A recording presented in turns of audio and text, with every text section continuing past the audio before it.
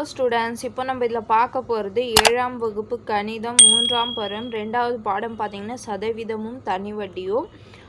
தலைப்பு பாருங்கள், சதவீதத்தை பின்னமாக மாற்றுக. நம்ம ஃபஸ்ட்டு பின்னமாக இருக்க நம்பர்ஸை சதவீதமாக மாற்றிருப்போம். இப்போ சதவீதமாக இருக்க நம்பரை பின்னமாக மாற்றணும். அப்போ பாருங்கள், எடுத்துக்காட்டு 2.5 கொஷின் பாருங்கள், பின்வரும் சதவீதத்தை பின்னங்களாக எழுதவும்.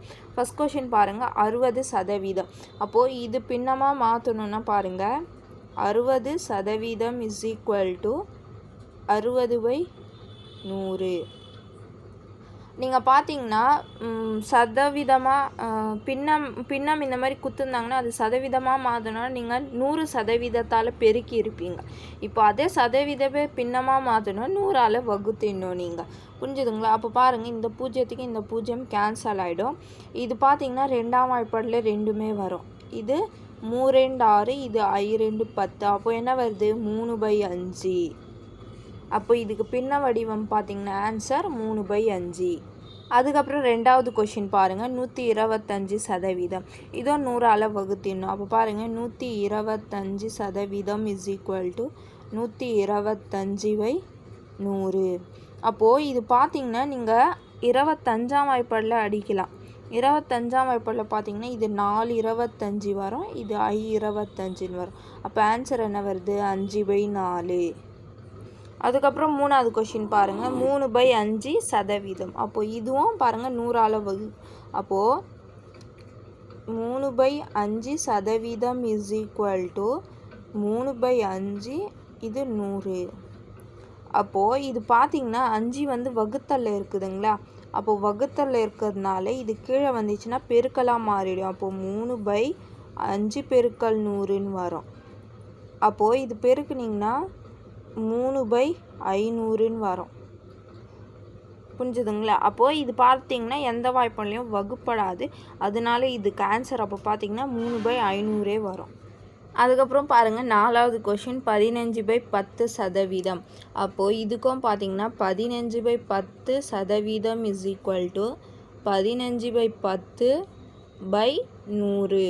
அப்போது இது பார்த்திங்கன்னா இது 5ஆம் வாய்ப்பாடில் நீங்கள் ஃபஸ்ட்டு அடிச்சிடுங்க, அதுக்கப்புறம் கீழே எடுத்துன்னு வரலாம். அப்போ பாருங்கள், 3 5 5, 2 5 10. அப்போது இது என்ன வருது? 3/2 வகுத்தல் 100. அப்போது இது வகுத்தல்ல இருக்குதுங்களா? இங்கே இது வகுத்தல்ல தானே இருக்குது, இது ரெண்டுத்தில் இது வகுத்தல்ல. அப்போது இது கீழே வந்துச்சுன்னா பெருக்கலாக மாறிடும். அப்போது 3/2 பெருக்கல் 100. அப்போது இதுக்கு ஆன்சர் பார்த்திங்கன்னா 3/200. புரிஞ்சுதுங்களா? அவ்வளோதான் இதுக்கு ஆன்சர். அதுக்கப்புறம் பாருங்கள், 5வது கொஷின் 28 1/3%. அப்போது இது பார்த்திங்கன்னா 28 1/3%னா அப்போது இது பார்த்திங்கன்னா கலப்பு பின்னத்தில் இருக்குது. இது நீங்கள் 6th படிச்சிருப்பீங்க, 2வது பருவத்தில் படிச்சிருப்பீங்க. இது கலப்பு பின்னமாக இருக்குதுங்களா? அப்போ கலப்பு பின்னமாக இருக்குதுன்னா தகா பின்னமாக மாற்றிட்டு அதுக்கப்புறம் நம்ம ஆன்சர் தகா பின்னமாக மாற்றணுன்னா இதுவும் பெருக்கிட்டு இது மேலே இருக்கிறது கூட்டிடணும், பையில் 3 அப்படியே வரும். அப்போ பாருங்கள், 28 பெருக்கல் 3 கூட்டல் 1/3. அப்போ இது பின்னமாக மாற்றணுன்னா வகுத்தல் 100ஆல் நம்ம வகுக்கணும். அப்போ பாருங்கள், இது பெருக்குனிங்கன்னா 8 24க்கு 4, மீதி 2 2 6 6ஓட 2 கூட்டிங்கன்னா 8 கூட்டல் 1 இது இருக்குதுங்களா? இப்போ /3, இது 100. அப்போ பாருங்கள், இது கூட்டினிங்கன்னா என்ன வருது? 85/3/100.